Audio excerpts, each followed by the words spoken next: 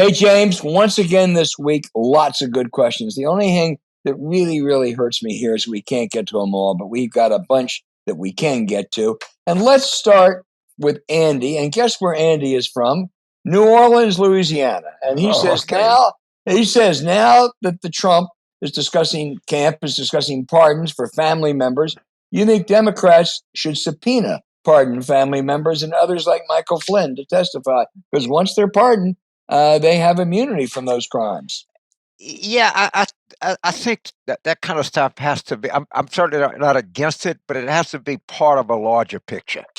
And I don't think they should just go willy nilly, just subpoenaing people without some larger kind of purpose here. I agree. And I would also recommend Andy read the Jim Fowler's piece in Atlantic.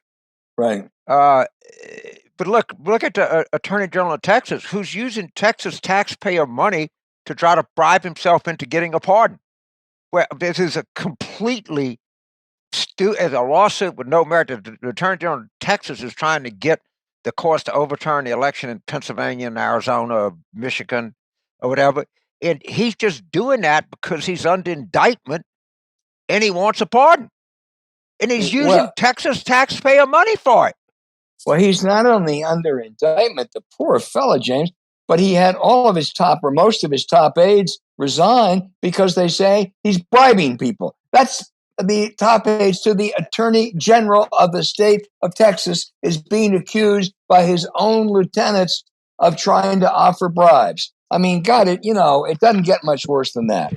No, wow. and there hadn't been a Democrat in the Texas Attorney General's office since 1994. Jim, all right. I mean, these are all hardcore Republicans. This guy is like, he's trying to bribe his way into a pardon by filing this suit to get Trump to pardon him. I'm sure Trump will pardon him. Oh, sure. Listen, we did New Orleans. Now we have a question from Newtown Township, Pennsylvania, from Anika. I know Pennsylvania a little bit, having grown up there. She said, I heard that John Fetterman and Chrissy Houlihan are the main contenders on the Democratic side for the seat that Pat Toomey, a Republican, is vacating in 2022. Which one do you see as the better candidate? First of all, Pennsylvania is a must-win Senate race in 2022, as are Wisconsin and North Carolina. I don't know John Fetterman, but he has campaigned as a Democratic socialist in the past. That worries me. I mean, that really does worry me. I don't think that's going to fly. Chrissy Houlihan, who represents the area I grew up in, Chester County, used to be Rock Rib Republican. Now it went for Biden. She's a MIT, Stanford graduate. She's an Air Force veteran. One of her parents was a Holocaust survivor. She really is a good candidate.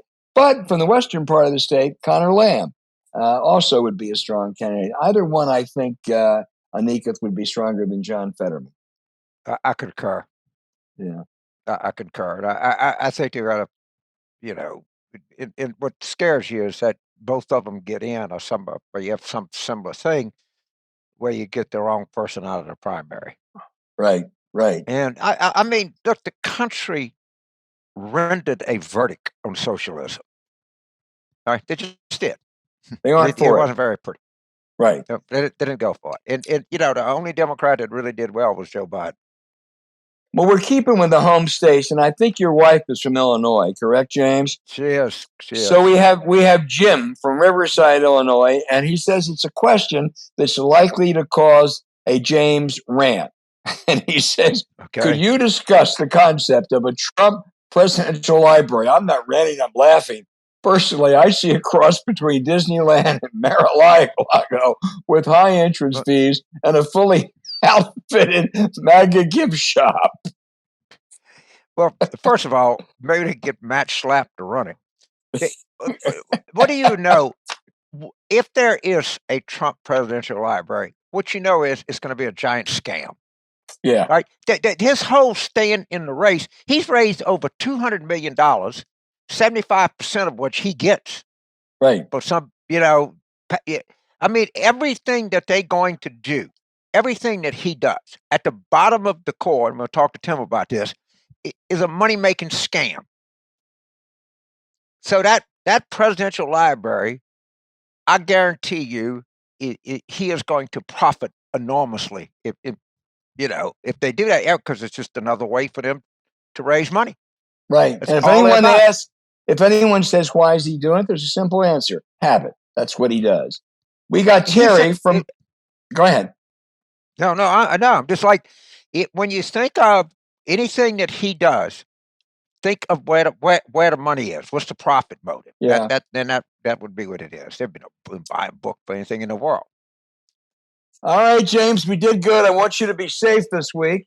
And we'll be back with another good show next week, I promise. Absolutely.